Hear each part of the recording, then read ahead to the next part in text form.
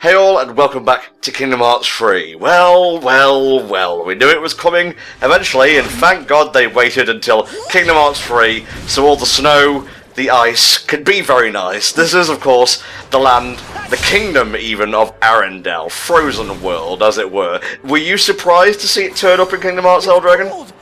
I'm not, only because, again, Frozen made a ton of stupid bank, and it's one of Disney's most popular and well-known movies, so of course it had to show up. It was actually, I believe, at one point, they were thinking about, I think it was some Kingdom Hearts mobile game, and they were like, oh, let's do Frozen, let's do Star Wars. I'm like, please God. That's like a terrible combination.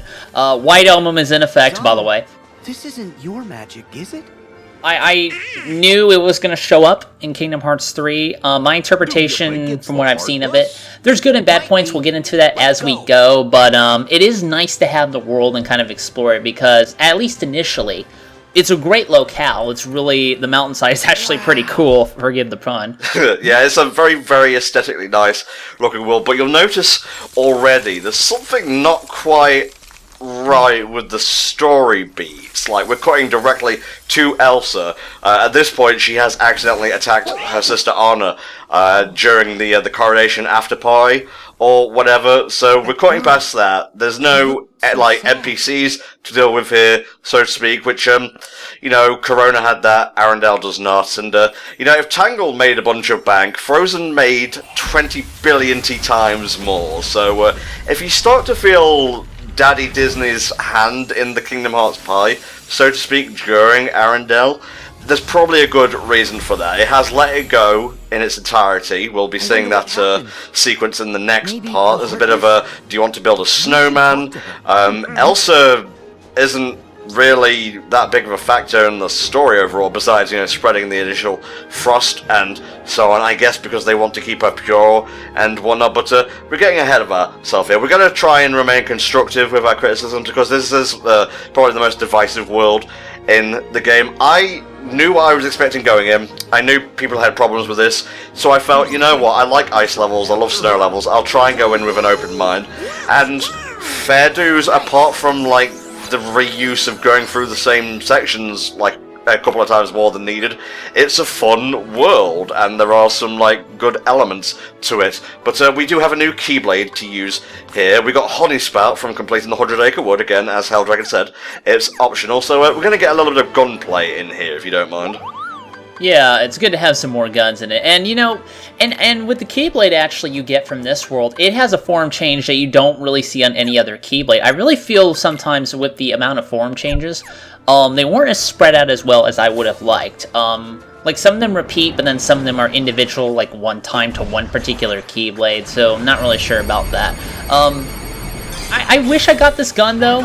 Like I said, I think the gun looks better. Although, here's my biggest problem with the Winnie the Pooh Keyblade. It shoots balls of honey at your opponents, but it does not shoot bees. Alright? Now, if this was a bee gun, I would have been all for that. Well, if you've played Enter the Gungeon, you will know how fucking OP bee bullets are. They fucking do, like, you know, passive damage, like DPS and whatnot, and they're just annoying. Don't open your window during the summer. A bee will float on in, and God bless it, it won't know how to get out. Now here's, I'm not sure how much of this we've shown off, but this is the Happy Gear. This is the Keyblade you get from the Monsters, Inc. world. Its form change is pretty good. It has, like, a claw option. I think it's called Agile Claws. Yeah, right there. Lower left. Thank you. And then, as that does damage, it turns into the twin yo-yos, which are pretty cool weapons, actually. I use Happy Gear a lot. Eventually, it kind of became my go-to replacement for Favorite Deputy, because it is faster, and the strength is still pretty good. So you're not really stuck in that. I did want to build a little bit on what you mentioned earlier, while we are fighting a bunch of chaff here. Now, Arendelle, obviously, again, it's kind of a divisive world. It's not like the worst world ever, alright? I mean, we've sat through Olympus Coliseum God knows how many times. It does have some cool moments, but as we'll get into, how this world was treated in terms of its development, I really think it did hinder it a lot. And you will see that kind of come into play. But it does have some really good stuff. The boss is okay. It does have a cool additional area that we'll get to later. So we'll definitely, again, bring up the good and the bad. What's a snow or ice level in a recent game that you can pick out of your brain's mind maze made? Does it compare to Arendelle? I probably would have to go with various sections of God of War 4, actually, especially with how that story plays out. Snow plays a huge part in that, if you see. So, no, I would say that game has some good snow areas. No, we got the world's Heartless here, and they're adorable. They are. Now let's fucking kill all of them. I'm gonna Ragnarok the fuck out of these guys. I mean, it's so cute. Christmas is coming, and, well, we're gonna have to make Santa work for his reindeer, if you know what I mean. Although, actually, no, now that I think about it, if they ever go back to the Nightmare Before Christmas stuff, I don't think you should. That shit's played out. But if you ever go back, they should do, like, a version of Santa, but it's like Heartless Santa Claus. Not specifically Santa Claus Heartless, but he looks like him, and he has, like, evil, heartless reindeer. I think that'd be a pretty fun boss, actually. You could actually call the Heartless boss Santa Claus then, and he has claws like with the Agile gear or the upcoming, Frozen Keyblade and so on, but man, I just can't get over the fucking Winnie the Pooh bazooka blaster. It is kind of great, although part of me now does kind of wish it was more of a baseball-themed weapon after that one Flash game with Honey the Pooh. You ever played that? Winnie the Pooh Home Run Derby, I believe it was called. No, I haven't played it.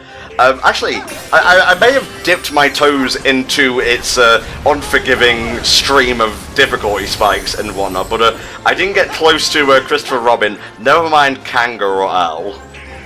I don't even know about... I know Christopher Robin is, like, incredibly bullshit. I think Tigger's a little bullshit, too, from what I heard. I don't even know what Kanga and Owl do in terms of their pitches, but that game is kind of legendary for that. What I do like, actually, I want to point out about this world is that, obviously, a lot of stuff kind of blends together, but there are helpful little, like, lights. I don't know what they are, little ice structures that will actually light your way, which can help, of course, use that with the map. I like doing this. I like jumping on the big snowball and just running over everybody. It just kills them pretty much instantly, which is great. It kind of reminds me of, I think it was Castle of Dreams in Birth by Sleep, the Cinderella world, where you could jump on the ball of yarn and take out Unverse that way. Now, I'm not sure if you got credit for that in terms of experience, but you definitely do here. So, if you're a bit behind on levels, and I would say Arendelle is where it starts to spike in difficulty a little bit, as much as it can in Kingdom Hearts 3, even on Proud Mode, definitely take advantage of this, because more EXP is never a bad thing. I also heard that during these teacups, I believe you can click L3 or R3 to do something extra. I'm not really sure. I just kind of spun them in a circle and let the power of Disney take care of it, so I'll have to try that next time. Yeah, I've never been partial to clicking the sticks while I'm in any of these attractions, so you'll have to forgive me. I'm a silly lad, naught with but a bunch of yo-yos on the mind. I'm not really sure why the Monsters, Inc. Keyblade turns into a yo-yo option. You'd think that would be a Toy Story kind of thing as opposed to the drill, because it's a toy. I don't know, it just doesn't make sense to me. Huh. Well, let's try and rationalize this, because, again, we're just fighting chaff here. The first form is kind of monstrous, it's just claws and whatnot, but the second is a child's toy. It brings laughter, it brings fun, so maybe that represents the change from using scare energy to laughter energy. Yeah, I'm basically spouting bullshit at this point, but it's a fucking cool Keyblade nevertheless. Yeah, I mean, I always like weapons that are just basically like blades or whatever on the end of like chains or whips or things like that. They're so impractical in real life, but in fantasy, when you're using the power of anime bullshit, God and anime both on your side, any of them work, really.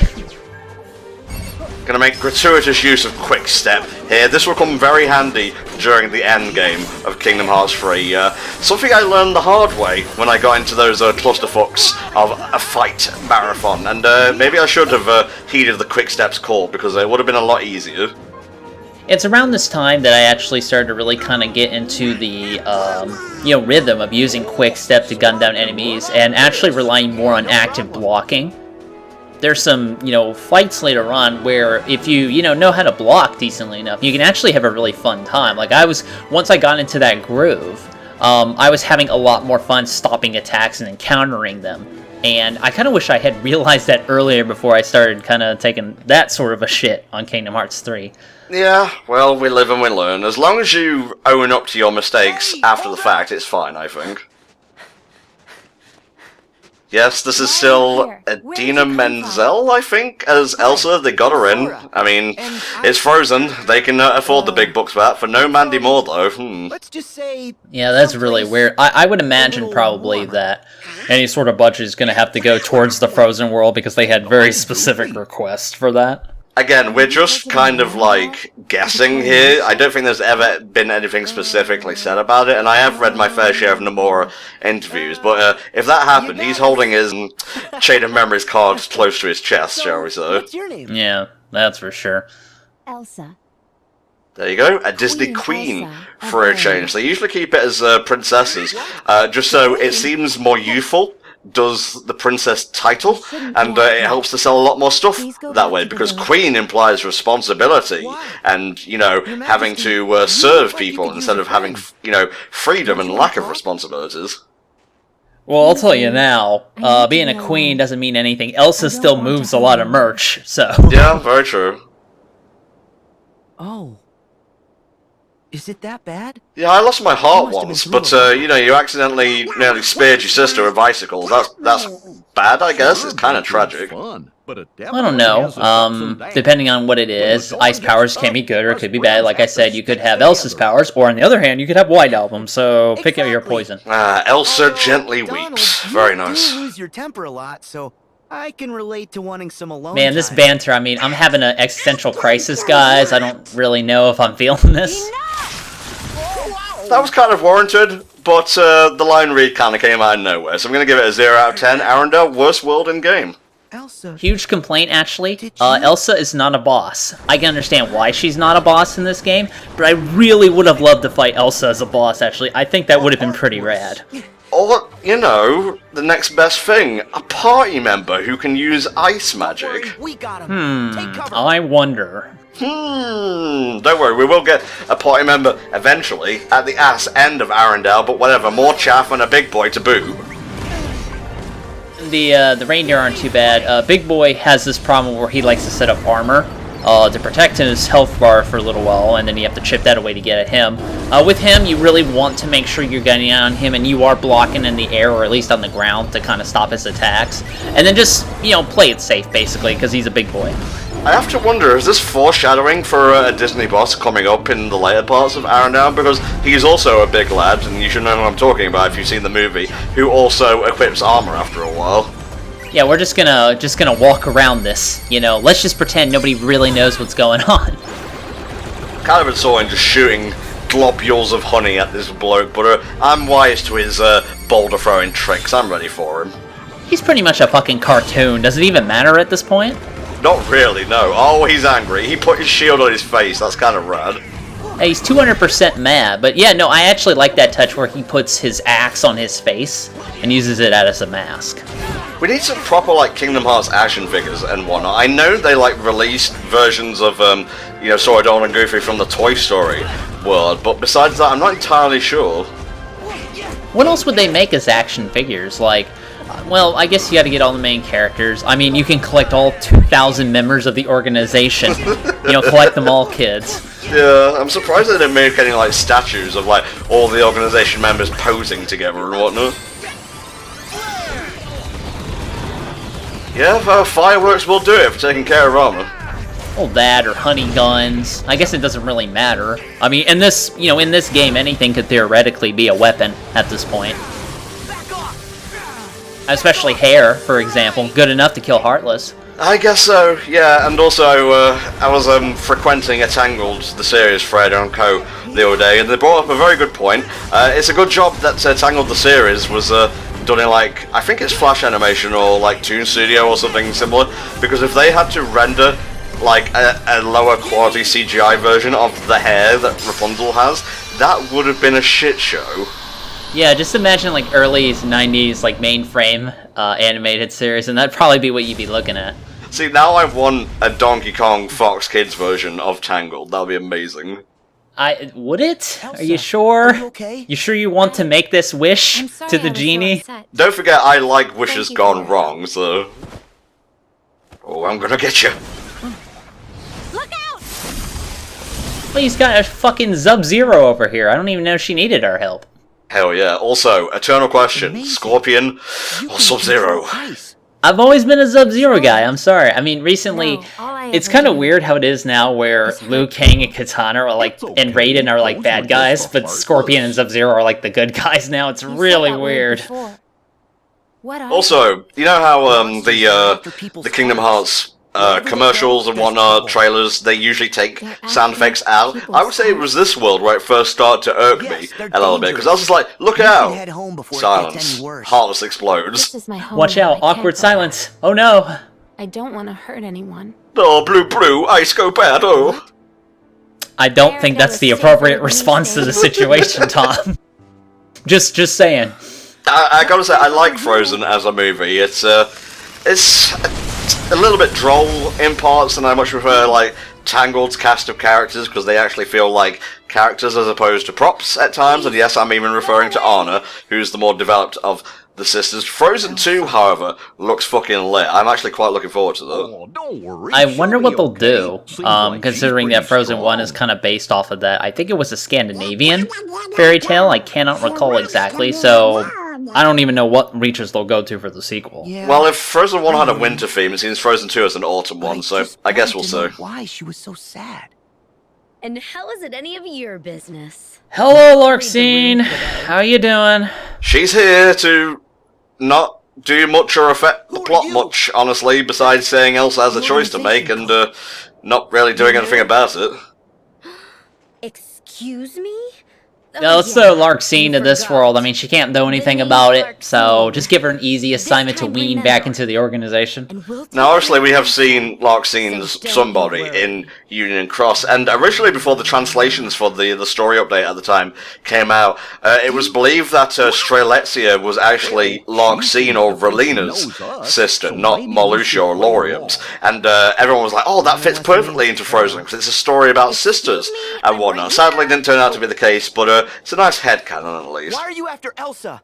Evil, that's why. No one's gonna Pretty hurt much. you. I mean, we don't really need But an we're not agenda about to put up with specifically. your meddling. Stay here and behave yourselves. This is the most ridiculous setup for a set piece I've seen in recent years. She is going to use, like, I don't know, gravitational force, like whatever the fuck Monsoon uses in Metal Gear Rising, to create a gigantic ice labyrinth.